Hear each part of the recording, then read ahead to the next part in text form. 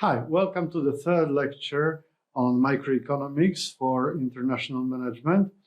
Today we are going to talk about elasticities, and we are going to consider price elasticity of demand and price elasticity of supply.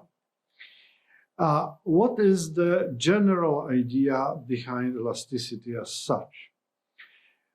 As you remember, both demand and supply depend on many factors, many aspects, especially that concerns demand. There are a number of factors, we call them determinants, that influence demand.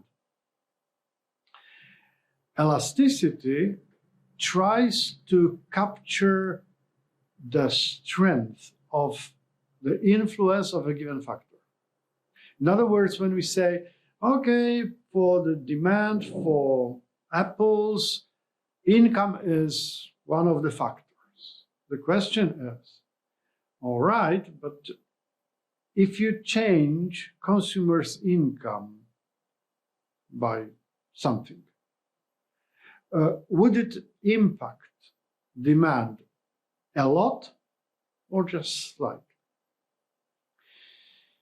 So elasticity, generally speaking, because there are many elasticities used in economics, actually, whenever something depends on something else, you can speak of elasticity, because you can always ask the question, all right, if that depends on this, how strong is this dependence? And when you ask this kind of question, how strong is this dependence, you actually ask about elasticity.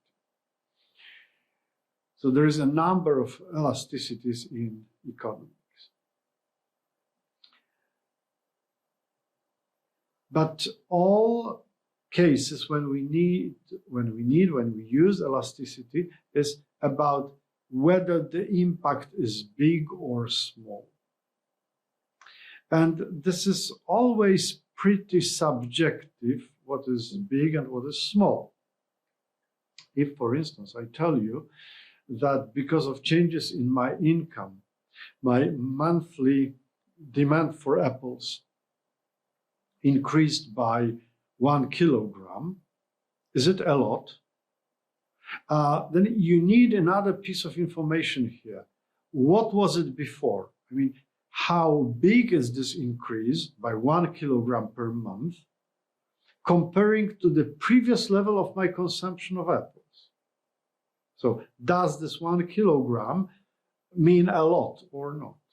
Okay, so if I have a big family and if we are very enthusiastic about apples and we eat like 20 kilograms per month, then obviously 1 kilogram more is not that much. However, if I'm a single person, if I don't eat much apples, and I used to buy 1 kilogram per month, and now I buy 2 kilograms, well, that is 100% increase. So that's quite a lot. So to say whether something is quite a lot or not, it is very useful to use relative changes. You could hear me saying, well, if I normally buy 1 kilogram and now I buy 2 kilograms, 100% more. Right, percentage changes are typically used to calculate elasticity because percentage changes, relative changes, change in relation to the previous level is something that tells you whether the change is significant or not. Some elasticities are pretty problematic. I mean, the concept of elasticity is pretty simple.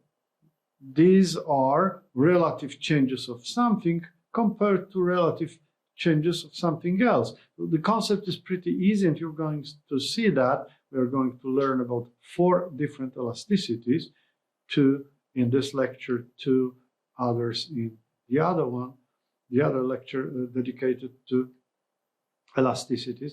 But generally speaking, sometimes it is pretty difficult to calculate elasticity.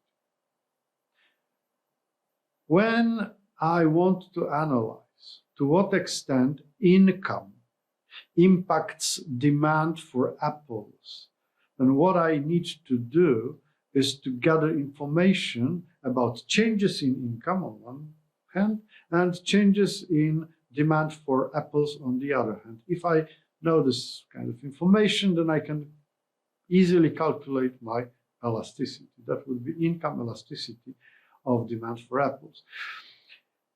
However, sometimes demand, supply, or any other variable, let's focus on demand. Sometimes demand depends on something that is difficult to measure. Remember we said that demand depends a lot on tastes, preferences, fashion. And obviously, when fashion changes, that may have a huge impact on demand when it comes to clothing industry, shoe industry, right? But there comes the question, how can you measure relative change in fashion? Something getting fashionability, right? Increasing, being more fashionable or getting less fashionable. How much more and how much less? This is a problematic issue for many elasticities. Therefore, we have income elasticity of demand, but we do not have fashion elasticity of demand because we don't know how to calculate, how to express relative changes in fashion. Another problem, this is more of a technical problem really, is about relative changes.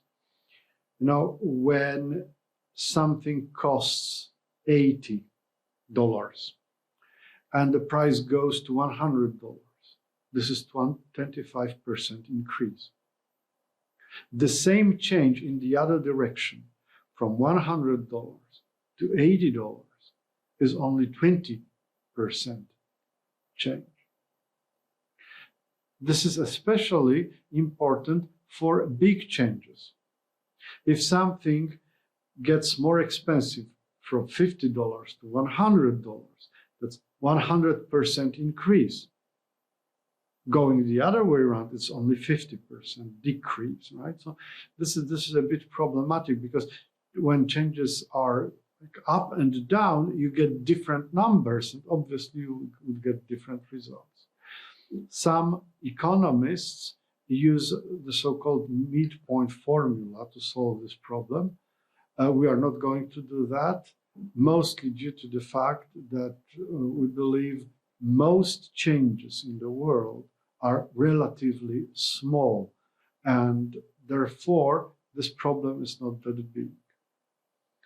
Apart from that, we are also quite likely to use derivatives that allow us to be very precise when calculating elasticity, and they cannot be based on midpoint form.